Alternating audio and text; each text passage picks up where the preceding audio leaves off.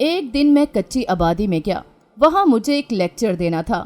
میں لیکچر دے کر فارغ ہوا تو کچی آبادی کے نواح میں مقیم ایک اسکول ماسٹر جو میرا لیکچر سننے آیا تھا میرے پاس آیا اور بولا، ہماری خواہش ہے کہ آپ کچھ طلبہ کی کفالت کرنے میں ہماری مدد کریں۔ میں نے استفسار کیا، تعجب ہے، کیا اسکول سرکاری اور ان میں تعلیم مفت نہیں؟ بالکل ایسا ہی ہے، لیکن ہم نے ان کے لیے یونیورسٹی میں پڑھائی کی ذمہ داری اٹھا رکھی ہے، اس نے جواباً کہا۔ اس پر میں نے کہا کہ یونیورسٹی کی حیثیت بھی تو وہی ہے، کیا وہ سرکاری نہیں؟ وہ تو طلبہ کے لیے وظائف بھی جاری کرتی ہے۔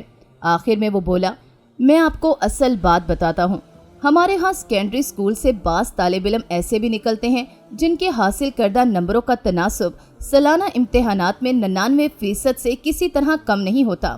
چند ایک میں تو ذہانت و فطانت کا ایسا جوہر پایا جاتا ہے جو ایک امت میں تقسیم کر دیا جائے تو اس کے لیے بھی کافی ہو۔ ایسا طالب علم اسکول کی تعلیم سے فراغت کے بعد شہر جا کر میڈیکل، انجینئرنگ، اسلامی قانون یا کمپیوٹر کے میدان میں اعلیٰ تعلیم کے حصول کا خواہاں ہوتا ہے، لیکن اس کا باپ اسے روک دیتا ہے اور کہتا ہے، بہت پڑھ لیا تم نے، اب آرام سے گھر بیٹھو اور بکریاں چرانے جایا کرو۔ کیا بکریاں چرانے؟ میں بے ساختہ چلایا۔ اس نے کہا، ہاں بکریاں چرانے۔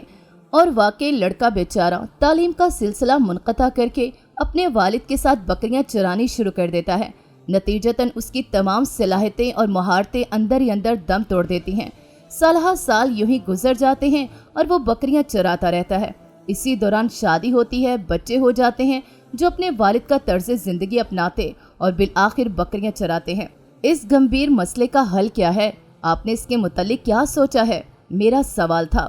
وہ بولا، ہمارے پاس اس کا حل اس کے سوا کچھ نہیں کہ ہم اس کے باپ کو قائل کرنے کی کوشش کریں کہ وہ بکریاں چرانے کے لیے چند 100 روپے کے عوض جن کی ادائیگی کا ذمہ ہم اپنے سر لیتے ہیں کوئی ملازم رکھ لے، اور اس کا ہونہار بیٹا اپنی خداداد صلاحیتوں کو بڑھانے اور انہیں نکھارنے میں مصروف ہو جائے۔